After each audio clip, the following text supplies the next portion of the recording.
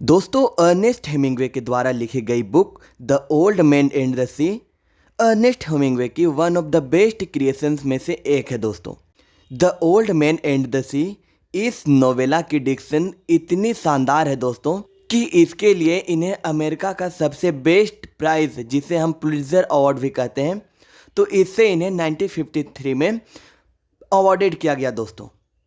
दोस्तों Ernest Hemingway की जो पत्रकारिता थी वो भी इतनी अच्छी थी।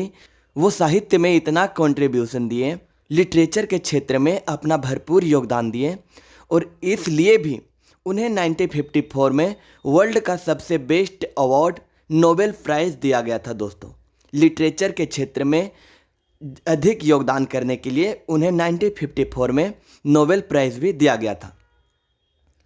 दोस्तों, अर्नेस्ट हेमिंग्वे की जो यह बुक है the old man and the sea, इसे 1951 में लिखा गया था और पब्लिश किया गया था 1952 में।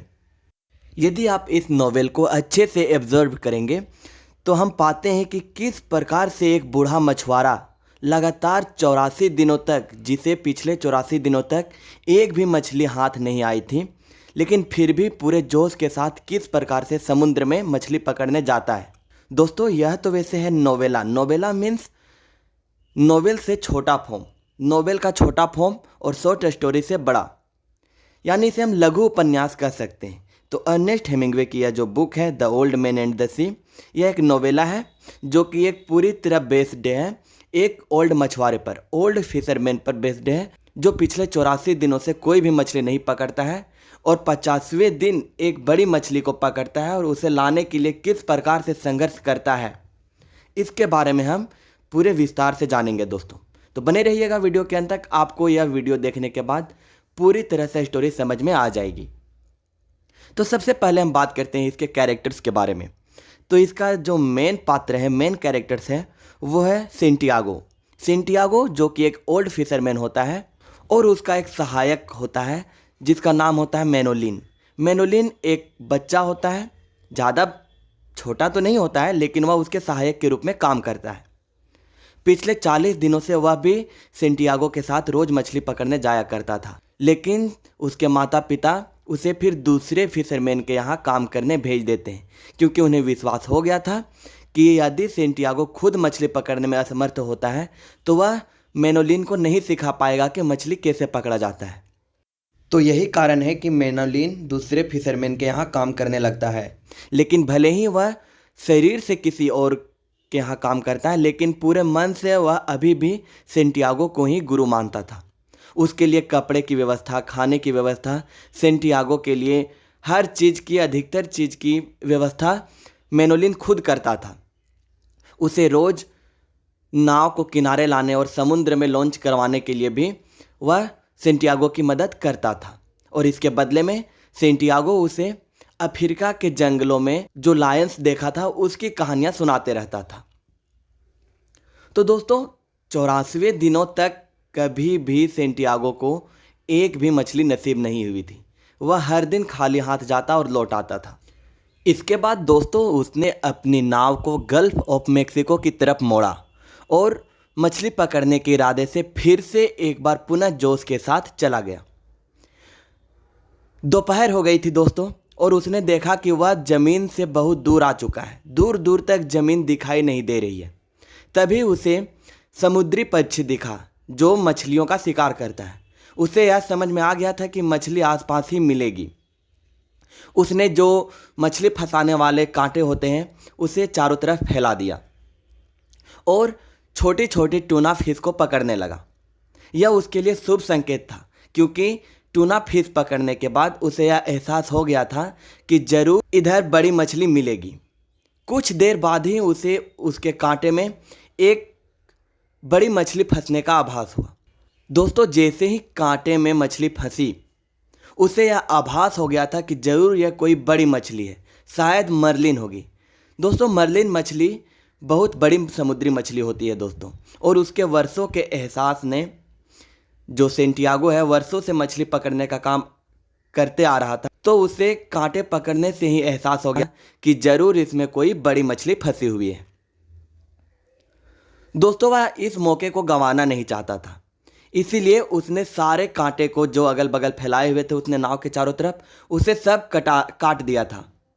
उसे सब काट के हटा दिया था कि ताकि मर्लिन मछली हाथ से निकल ना जाए। क्योंकि मछली बहुत बड़ी थी दोस्तों, तो इसीलिए उसे नाव तक खींचने में काफ़ी संघर्ष करना पड़ रहा था और वह खींच भी नहीं पा रहा था।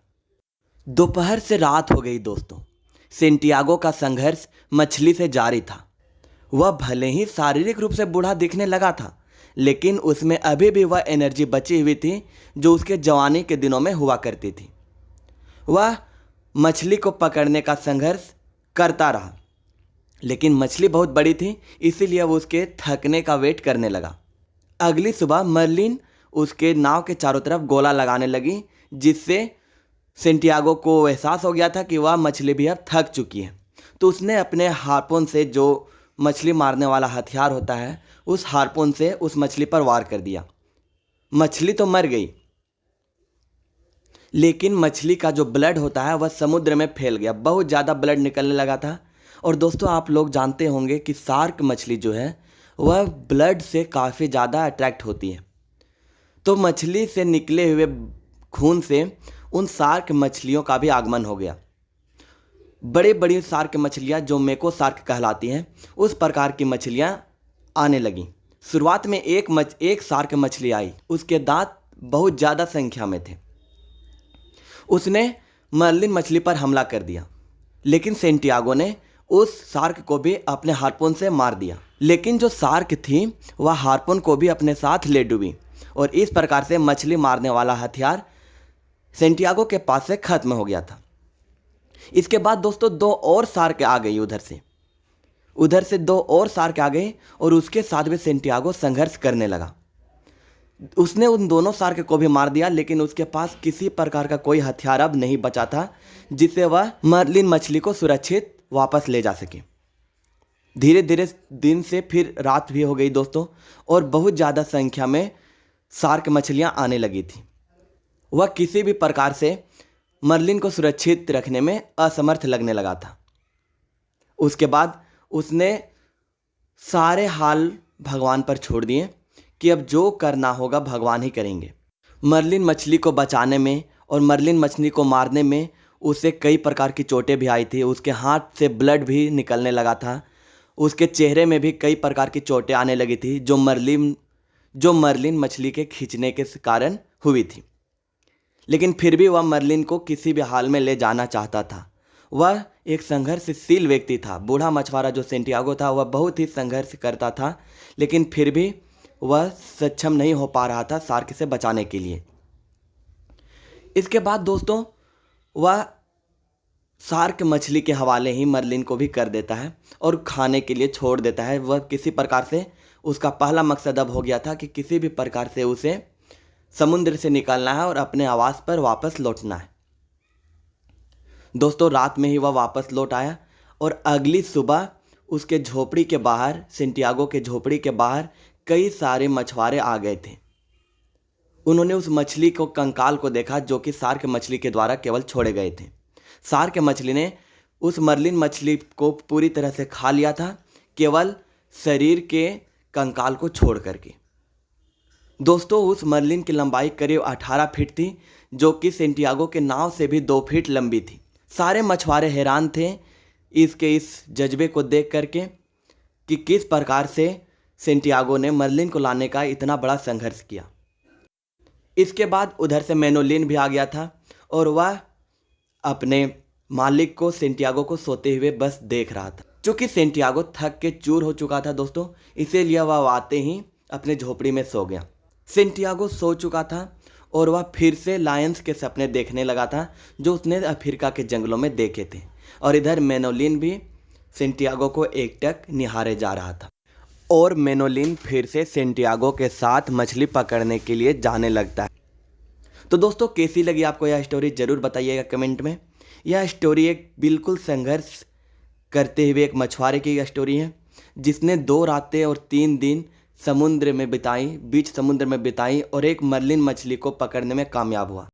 लेकिन उस मर्लिन को किनारे तक लाने में कितना संघर्ष करना पड़ा, किस प्रकार से शार्क मछली को उसने मारा, लेकिन फिर भी वह बचाने में असफल हुआ यह स्टोरी इसी पर बेस्ड थी दोस्तों।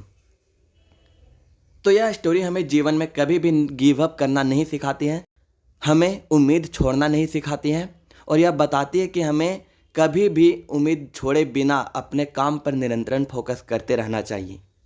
चलिए दोस्तों, मिलते हैं फिर अगली वीडियो में। धन्यवाद।